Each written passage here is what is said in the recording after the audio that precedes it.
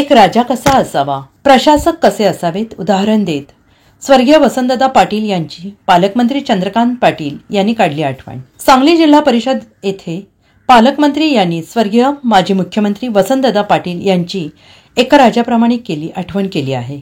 त्यांनी वसंतदादा यांची आठवण काढत एक राजा कसा असावा याची, प्रशासक कसे असावे, वसंतदादांनी जिल्ह्याला राज्याला मोठं उदाहरण घालून दिलंय। घडी बसलेली आहे आणि आम्ही ती बळकट करण्याचं काम करत असल्याचं मत पालकमंत्री चंद्रकांत पाटील यांनी सांगितलंय। सांगली येथील जिल्हा परिषद येथील कार्यक्रम प्रसंगी वसंतदादा पाटील यांच्याबद्दल कौतुक उद्गार काढले आहेत। नशाबंदी ड्रग्ज विरोधी अभियानाचा भाग म्हणून काही स्पर्धा आयोजित केल्या, त्याच्यामध्ये भाग घेतलेले आणि त्यांना पहिले तीन नंबर मिळाले, ज्यांना प्रशस्ती बक्षीस देण्याचा कार्यक्रम झाला आणि सर्व विद्यार्थी त्यांनी शाळांमध्ये शिक्षक बनवले होते।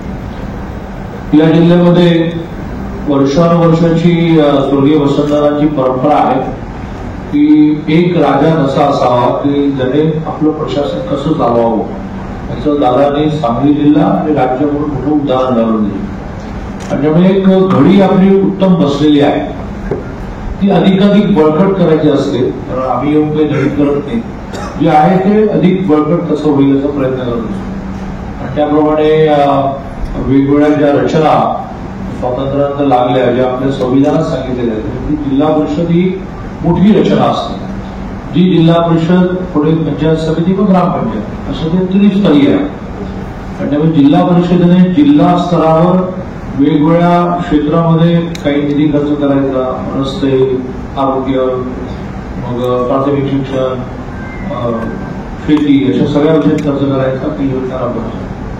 त्यातल्या बऱ्याचशा पंचायत समितीच्या माध्यमातून करायच्या, थोडं पंचायत समितीला वेगळे अधिकार आणि मग ग्रामपंचायत प्रामुख्याने मान्य मोदीजी पंतप्रधान झाल्यानंतर ग्रामपंचायतीला जास्त बळकटी दिली आणि थेट पैसा ग्रामपंचायतीच्या अकाउंटला येतो। मधल्या काळात जिल्हा परिषद पंचायत समित्यांनी थोडी तक्रार केली, आता थोडा निधी जिल्हा परिषद, थोडा पंचायत समिती, 85% डायरेक्ट ग्रामपंचायतीत जातो।